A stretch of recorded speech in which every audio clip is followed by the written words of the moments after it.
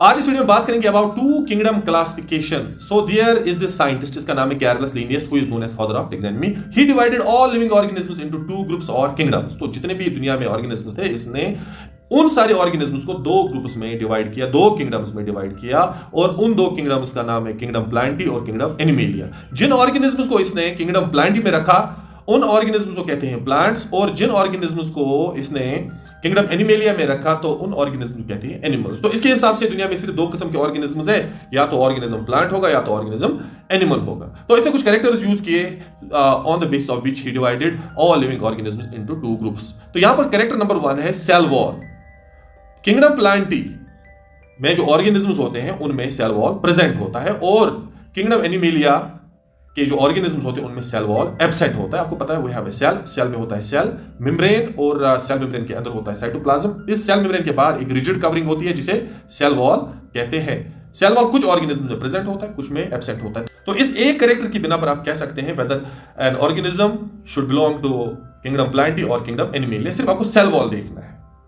If cell wall is present then the organism belongs to kingdom Plantae, और अगर cell wall absent है तो the organism belongs to kingdom Animalia. Now growth, जो plants होते हैं according to Carolus Linnaeus, जो plants होते हैं इनमें इनडिटरमिनेट यानी कंटिन्यूअस ग्रोथ होती है, और जो एनिमल्स होते हैं उनमें डिटरमिनेट या डिसकंटिन्यूअस ग्रोथ होती है, यानी ग्रोथ कुछ टाइम के लिए होती है उसके बाद ग्रोथ रुक जाती है।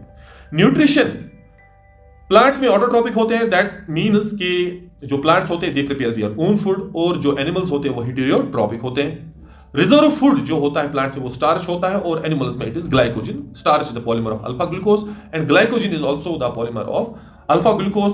स्टार्च होते हैं लीनियर मॉलिक्यूल्स होते हैं, ग्लाइकोजन जो है ये ब्रांचेड मॉलिक्यूल्स होते हैं, ये डिफरेंस होता है इनमें। लोकोमोशन, जो प्लांट्स होते हैं इनमें लोकोमोशन एब्सेंट होता है, they can not move from one place to another place, they are fixed in the substratum in the soil. जो एनिमल्स होते हैं इनमें लोकोमोशन प्रेजेंट होता है, they can move from one place to another place. Response to external stimulus, plants भी दिखाते हैं stimulus, response to external stimulus. जो प्लांट्स होते हैं वो भी एक्सटर्नल स्टिमुलस को रेस्पॉन्स दिखाते हैं, हालांकि जो रेस्पॉन्स होता है वो स्लो होता है, लेकिन यहां पर जो एनिमल्स होते हैं वो रेस्पॉन्स क्विकली दिखाते हैं। वो इसलिए क्योंकि जो प्लांट्स होते हैं उनमें नर्वस सिस्टम एब्सेंट होता है, और जो एनिमल्स होते हैं उनमें नर्वस सिस्टम जो होता है वो प्रेजेंट होता है, इसलिए वो किसी भी स्टिमुलस को क्विकली सेंस करते हैं, प्रोसेस करते हैं और फिर रेस्पॉन्स देते हैं। एक्सक्रीटरी सिस्टम जो है प्लांट्स में एब्सेंट होता है, और एनिमल्स में एक्सक्रीटरी सिस्टम वो प्रेजेंट होता है। एक्सक्रीटरी सिस्टम की हेल्प से जो बॉडी में वेस्ट बनते हैं उनको एक्सपेल किया जाता है, बाहर निकाला जाता है। रिप्रोडक्शन, जो प्लांट होते हैं वो सेक्सुअली और एसेक्सुअली रिप्रोड्यूस करते हैं, लेकिन जो एनिमल्स होते हैं they mostly reproduce through sexual reproduction.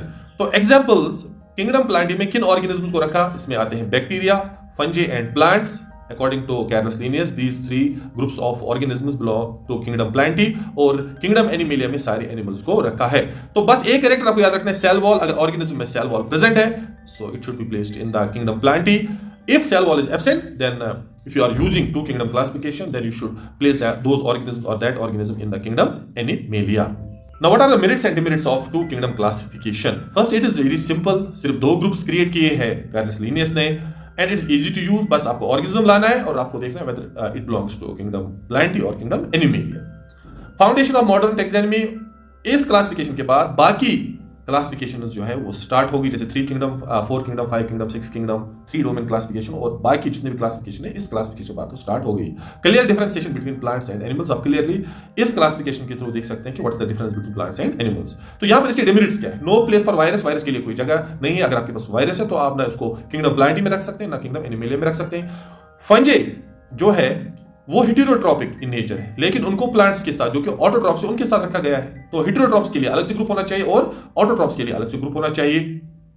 Unicellular and multicellular organisms wire place together, आपने देखा है अभी कि जो बैक्टीरिया और प्लांट्स और फंगस उनको एक साथ रखा गया है। आपको पता है बैक्टीरिया यूनिसेल्युलर होते हैं और जो प्लांट्स और फंगस होते हैं वो मल्टीसेल्युलर होते हैं, उनको एक ही ग्रुप में रखा गया है। अच्छा होता है कि उनको अलग अलग ग्रुप दिए जाते हैं। Prokaryotes and eukaryotes wire placed in the same group, जो प्रोकैरियोट्स और यूकैरियोट्स यानी बैक्टीरिया प्रोकैरियोट्स होते हैं, फंगस और प्लांट्स यूकैरियोट्स होते हैं, तो उनको सेम ग्रुप में रखा गया है। एक बहुत बड़ा डिमेरिट है। यूग्लिना एंड स्पंजेस जो है can not be adjust in any of the two kingdoms, क्योंकि जो यूग्लिना है ये ऑटोट्रॉप भी होता है जब लाइट होती है, अगर लाइट नहीं होगी तो ये हेटेरोट्रॉप होता है, तो इसको इस टू किंगडम क्लासिफिकेशन में एडजस्ट करना बड़ा मुश्किल है। स्पंजेस जो होते हैं वो सेडेंटरी होते हैं, वो लोकोमोशन नहीं दिखाते हैं, तो उनको एनिमल्स के साथ आप वो ये एनिमल्स होते हैं, लेकिन अगर आप लोकोमोशन की बात करेंगे तो इनको हमें प्लांट्स के साथ रखना होगा, तो इनको भी एडजस्ट करना बहुत ही मुश्किल है। So this all about two kingdom classification.